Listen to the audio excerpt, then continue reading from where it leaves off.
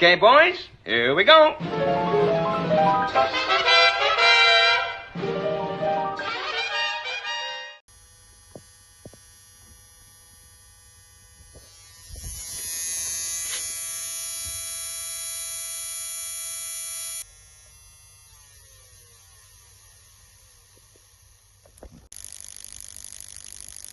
Sorry, it's been absolutely ages since the last video. Still waiting on bits for the Cosy. Spot has been doing some computery stuff like this. I've no idea what any of it means. But the loom is done. It's just waiting for the engine to go on the dyno. So this will be making plenty of noise. But I got a bit bored waiting.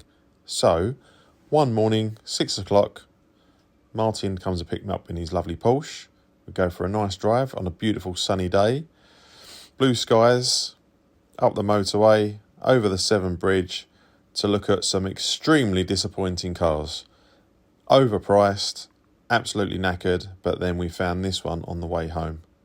Another RS, not quite a Ford RS, but thanks for taking me, Martin. It was like a 18-hour round trip, but we finally got it back.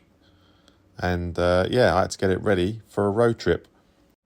A few of us had booked a trip to the Peak District, but unfortunately I didn't have a car. First thing to do is clean that disgusting steering wheel. Look at the mess. Horrible. Come out a bit better, but it needs replacing. Met up with the boys. Lovely sunny morning. Not sure where we're going. Up the M1 with some V8s, V12s and straight six. Chase some dinosaurs. See some industrial stuff. Stop for lunch. Parked up. And then we found some beautiful scenery. This is a lovely gorge, I think you'd call it. And yeah, just getting used to the car, finding all the things that are wrong with it. Took a picture of a big hole. So there's a list of things that I found wrong with the car from the off. Huge brake judder. Although the previous owner had replaced the front discs, which is good because that saved me a few quid. And the clutch was absolutely spent. He didn't even have the car for sale, but he had a clutch ready and it was in the back of the car. Oh, here you can see Carl risking his life to go over that massive gap. Oh, look how proud he is of that. Yes, wonderful. Stuntman Carl, we call him. Anyway, yes, so the brakes and the clutch, they were the first things that we noticed. But yeah, it's great to get out with the lads. And obviously finish the day with a curry, traditional.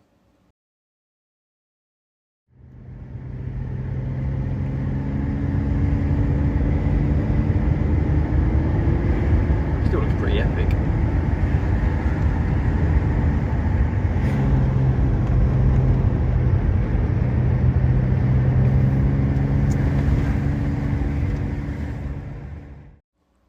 The Peak District has some really incredible roads, but I didn't prepare myself to make a video about this car because it's not the Cosy, so I wasn't prepared. I didn't really film anything. Didn't have a GoPro or anything with me.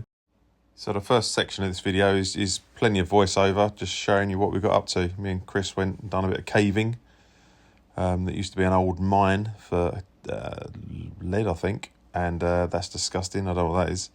While we're doing that, some of the other boys wanted to climb up to the top. So there's JC, pretending he's fit. And then, yeah, back out driving again. He had a really good time. The only problem I had is that it was very difficult to change gear because the clutch was so knackered. I had to kind of rev match just by blipping the throttle. Like you could change gear without using the clutch, which was easier than using the clutch. Very frustrating.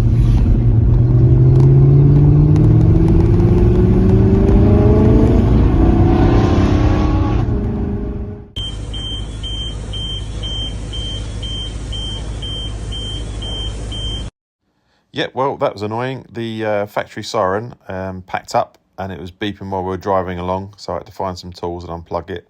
It wasn't the best thing, but it wasn't too difficult to sort out. Now I have to get some other things repaired with Watson, who's really excited to see me. How'd you do the video where you turn it round? Good morning, people.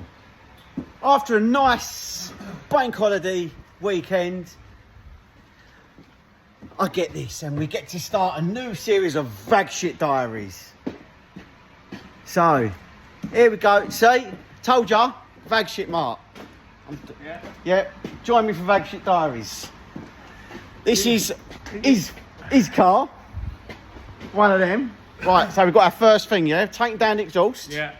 So, here we go. We've undone what we thought was a little bracket that side and a little bracket this side, yeah? Two little 30 mils, yeah? Thought they're separate. Of course they're not. What they are, they're one massive bracket that goes over the top of the handbrake cables. Yeah. And the prop shaft. So you try and let it down and you can't because that bracket is going over the top of everything. You could if you just pop the rubbers off. Stop moaning. No. Rub it. Look, I can't even... Look, it's that shit. I can't even... Rubbish. I should have to slip the rubber off. Should be two separate brackets. Make it easy to get the exhaust down.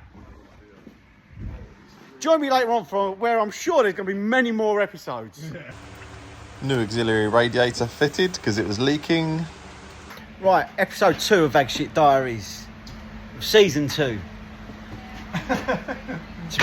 To be fair, I could have made about 6 episodes so far, but I couldn't be fucking bothered. But anyway, I've got to make one of this one because, oh, bloody hell.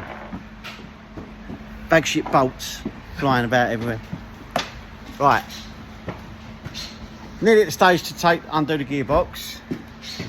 Anyway, I've got bolts which come from pointing this direction. So you think, right, I'll go around to this sort of area to undo them. Can you get to them? No. Look, even there they are. No, that's not even them, is it? No. Can't even see them. Putting the camera up there. How are you meant to get the gearbox out? But he eventually got the gearbox out and look at the state of that clutch. No wonder I couldn't change gear. So much better now it's fixed. The brake judder problem was not the discs, they're brand new. It was the lower arms, bushes have gone. And while we're here, new lovely downpipes. But downpipes were just the beginning, because now we'd sorted out the flexes and decats, we're off to Modstock to get the valves fixed. And while they were pulling it all apart, they let me play on their sim rig, which is absolutely incredible. Got some new valves in the back, so we can make it quiet and we can make it noisy, like this. I'm in the tunnel, but we're going really slow. But crackle, crackle.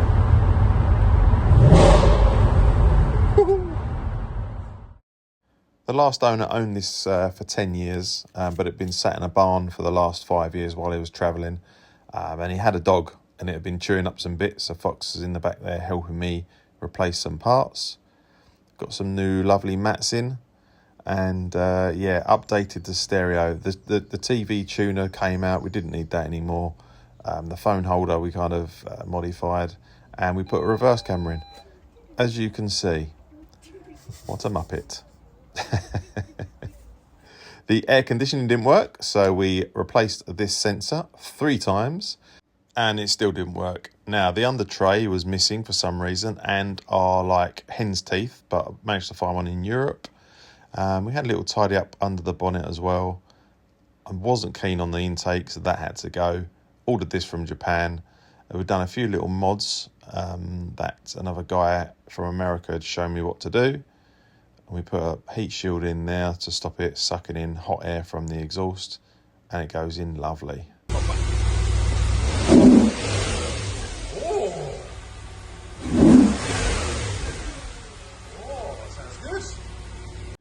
The suede steering wheel had gone all matted and skanky, so I went to Royal Steering Wheels, who done Alcantara for me. Some lovely stitching, and we got the knob done as well while we were there.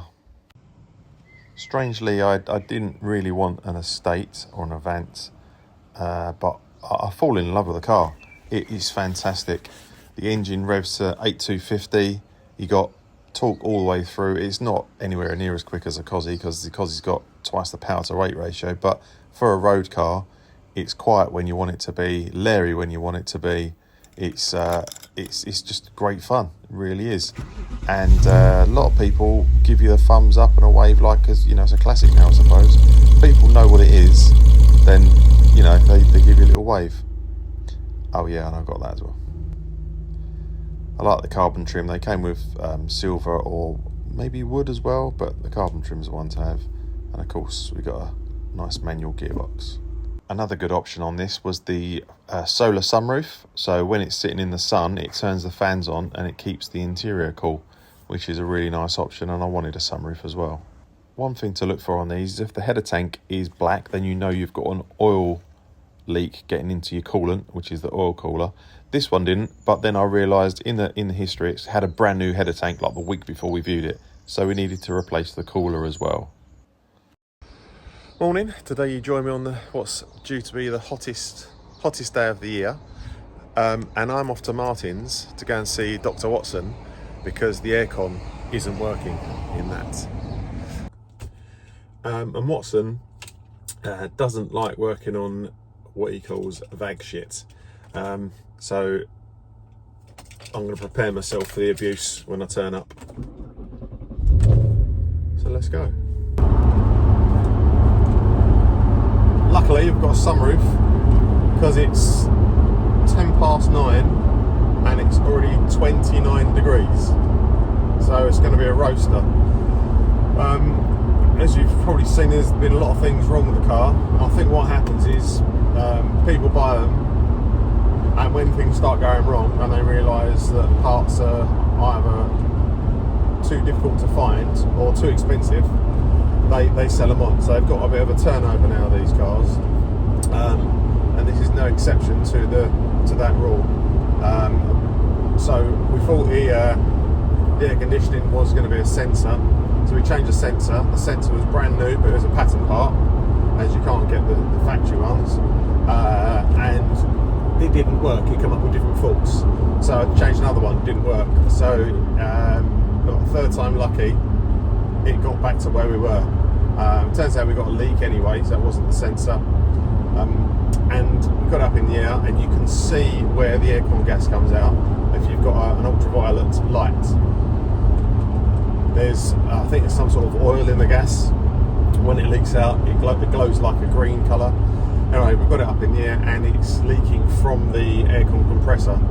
Now, to change that aircon compressor, or the pump, the whole front of the car has to come off. Rads, obviously all that kind of stuff, bumpers, rads, lights, and it's a shaft driven pump, so I don't know how easy it's going to be to do. I think they quote like 5 hours or something for it. So yeah, let's see what the doctor can do for me. I'm gonna attempt to help him. He might not want my help, but I'll be there all day anyway, so why not? Anyway, nearly there. Oh, and another thing, it might look like my head is very close to the roof, which it is, because another thing went wrong with the car. The seat adjustment for the height. The motor is intermittent. Well, it was intermittent, but it's totally packed up now. So I'm stuck in Liv's driving position, which is higher than I'd like it, because yeah, it's not great. The steering wheel is so low down now, close to my knees, because the seat's up so high. I've ordered one. It's coming from Lithuania or somewhere like that. It's going to be a couple of weeks, I expect. I've already taken it apart once to check the motor, and when I took it apart, it all started working. So let's get the new motor in, and I'll be able to actually adjust it to my driving position, be a lot more comfy. This is 5 minutes later, and it's 32 now. Ridiculous. Right. Let's try a bit of sports mode.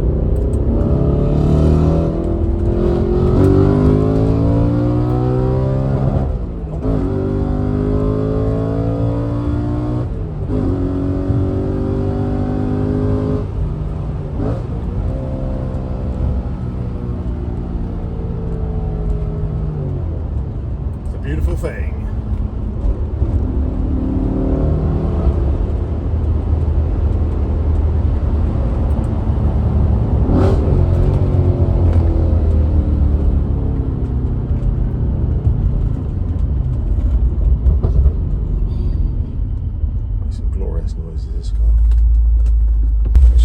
Watson know we've arrived.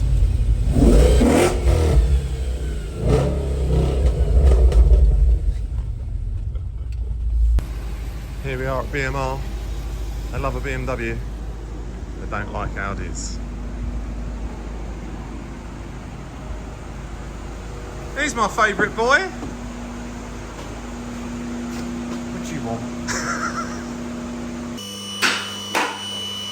Going up.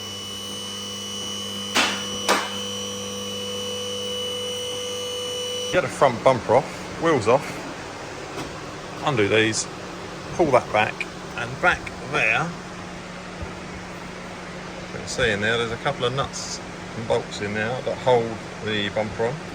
So we've got to get a nice long extension to get in there. This side is a bitch. At least you can just take that off and move it around before you work. This side's not too clever because there's no room now and there's a 20 torques there holding the corner on. That Mr. Watson is going to get into. More bag shit. Moaning constantly.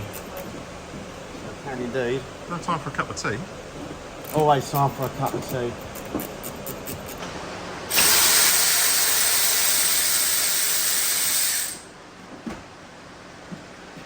There's been some swearing and hammer action.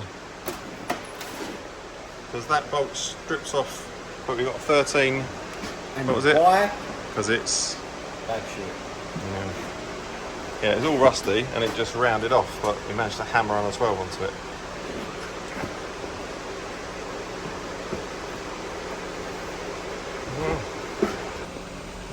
Just my luck, headlights full of water. Someone's bodged it before. You go, oh, thanks for that. There's so many things on these cars, or this car in particular, I don't know, that you find and go, oh, who did that? Why have they not fixed it? Anyway, the front's coming off. We need to get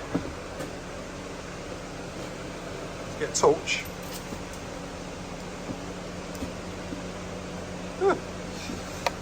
We need to get all the way down here to the air conditioning thingy, pump, compressor, down there somewhere, so that the whole front's got to come off. Got to try and keep them sweet. Chocolate or strawberry? Strawberry. There you go. Oh, Watson's having a poo. There's a lot of discussion.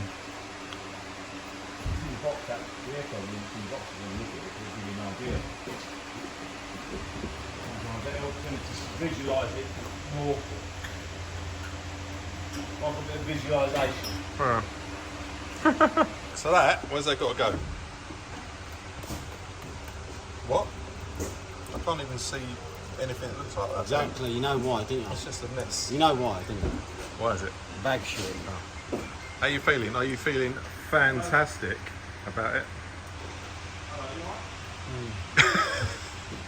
Now we're hoping there's going to be a split O-ring, because then all we have got to do is change the O-ring.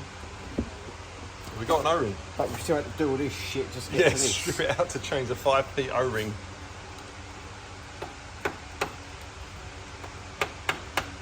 It's come out quite easy.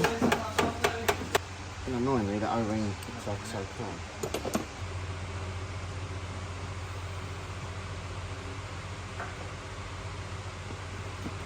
Away from that, and can't believe they fucking make it so difficult. Right, yeah. You know what it reminds me of the 300ZX where fucking the only thing you can change in the car is spark plugs or a timing belt, other than that you get that fucking engine out. Well, it's finally out. It's been an absolute nightmare. I owe my good friend Watson more than a few beers. Previous friend. Yeah, the way they package these things is an absolute fucking joke. But now we've got to try and squeeze the new one in. You can see where it was all leaking. All that green stuff is the fluorescent. Everywhere.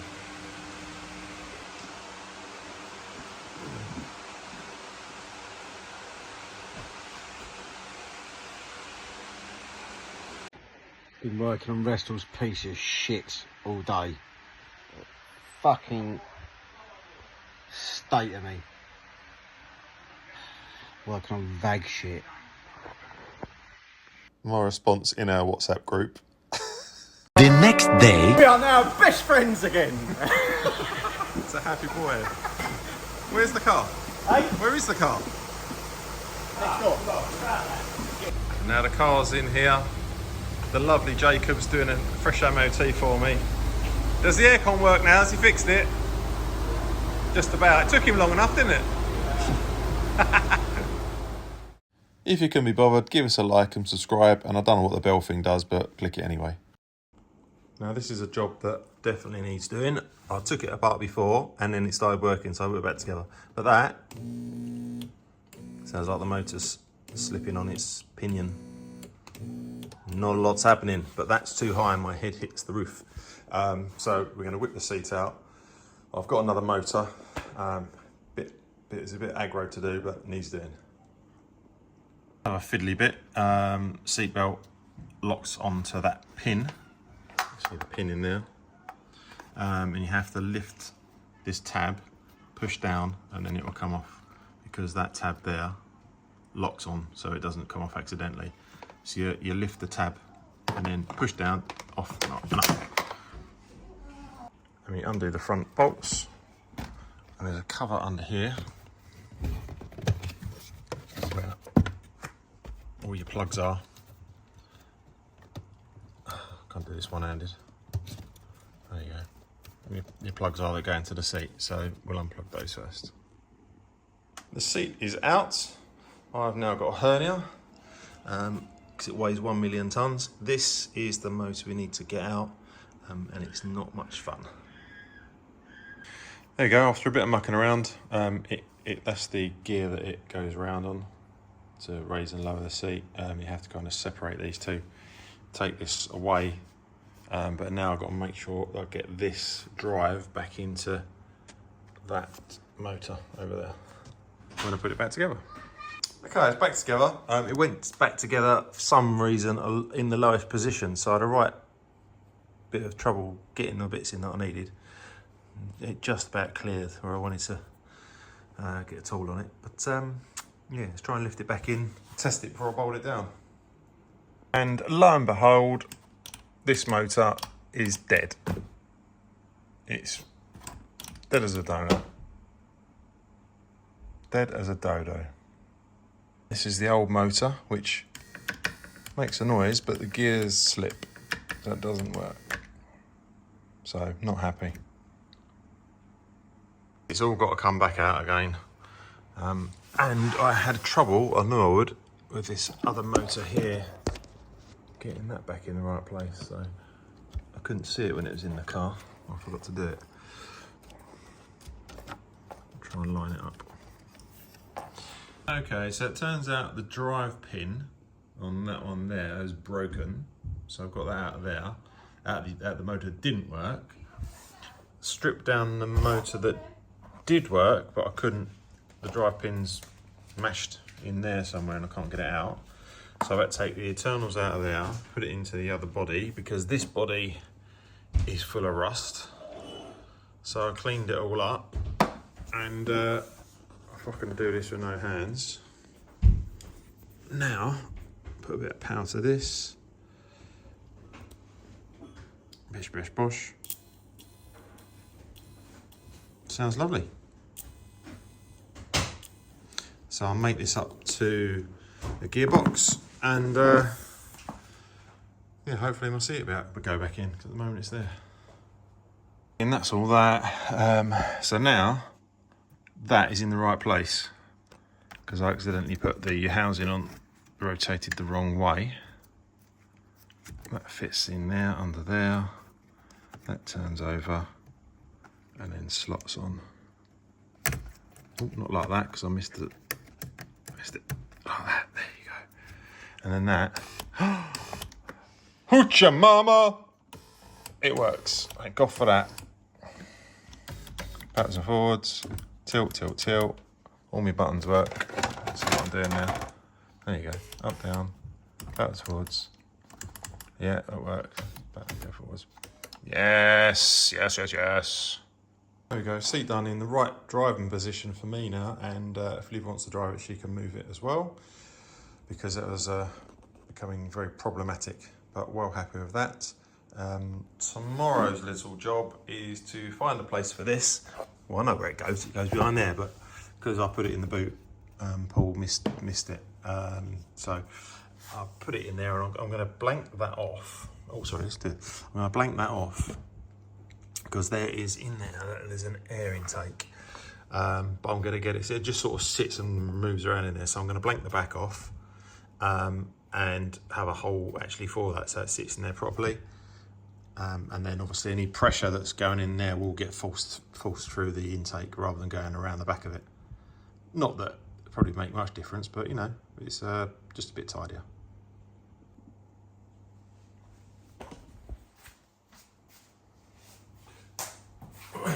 Right, hello. So I've got this bit of heat shield, and what I'm going to do is just cut it to fit in here, and then I can put my air intake there, the cold air feed, and I think this is going to be big enough, just about. That's a bit of a funny pattern on this, but it's so easy to use because it's so soft and easy to cut, and sometimes a little bit sharp. So mark it up here. That's beautiful. I'll cut across here, like that. Cut across there.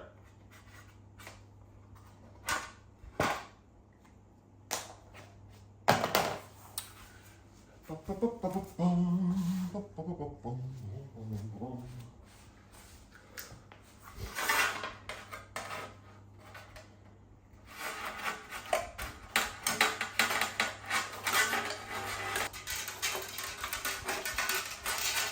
pair of scissors probably would have been easier, because these things get stuck. They don't open very well, so I need to over there. Give it a little bit of a trim so that fits in there. That looks good, that looks good. A little bit off that edge. Oh no, there we go. Oh, it clicked in, holy moly. It clicked in! I better just fold the edges over to hold it in place. There we go. Just folded the edges over so it can't go anywhere. I haven't got to put any screws in it, and then so if I take it off, it's just back to original. I'll whack a bit of black paint in there, and we'll cut the hole for the intake. So next job is get this corner of the bumper off and see if I can get it in there.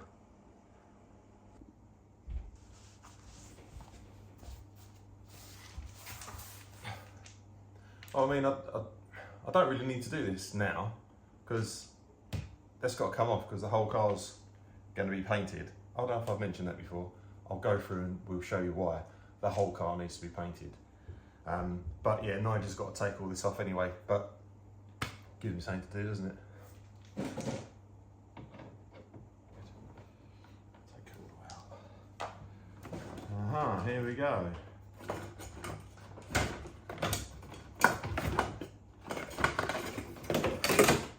Ta-da! That's nice and bent. Alright. Okay. So I'll straighten that up, take that off, and make a nice hole to put it in. That's close. No, we'll just fill in the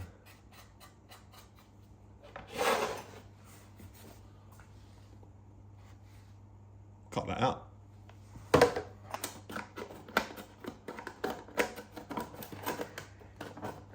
Once you get going, easy.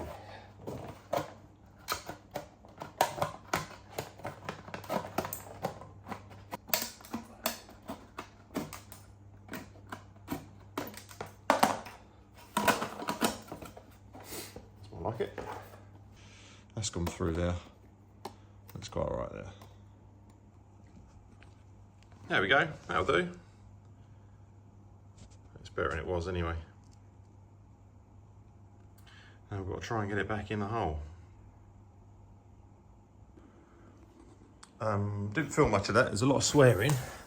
And we had to not use this because it's too stiff and wouldn't squash up enough. So luckily I had some silvery stuff, some aluminium, and then that can be crushed and shaped to actually fit. So now that sits right back in there. I haven't got all the bumper on yet, and it comes out down there. So just need to tidy that up a little bit, but I can get my hand in there and shape that now. But it's exactly where it should be. It's here. It's in there. This is this bar. Move that out of the way for now. That's like that.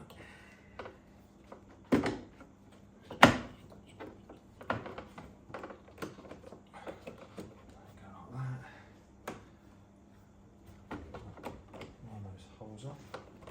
Bar goes in here.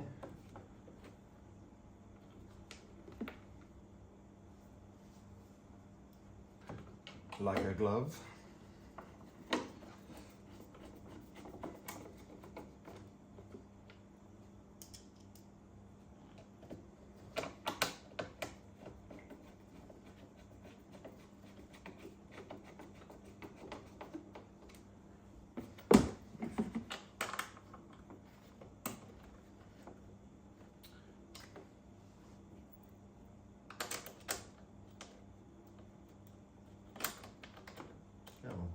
Go.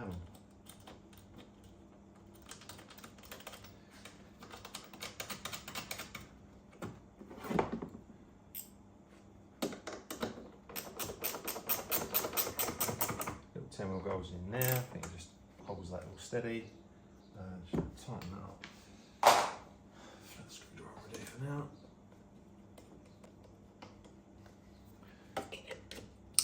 MAF sensor plugged in.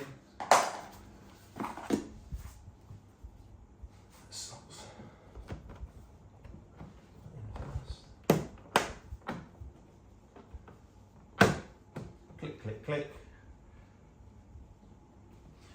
So then, now that's, I think it's better because you can't see. That's how it looked originally with the oil auxiliary cooler in there. So rather than have the cold air feed sticking up there, that whole panel there is a scoop for it. It won't make bugger all difference, but it's just a bit, I think it's just a bit neater. Yeah. Well, I think that's it for this episode. A bit different from the Cosy, but hopefully the next episode will be the Cosy engine on the dyno, and then going back to see Martin and Watson to try and get them to fit it back in. They love it. They love a Cosy. So yeah, toodaloo. Hopefully see you with a nice shiny Cosworth engine.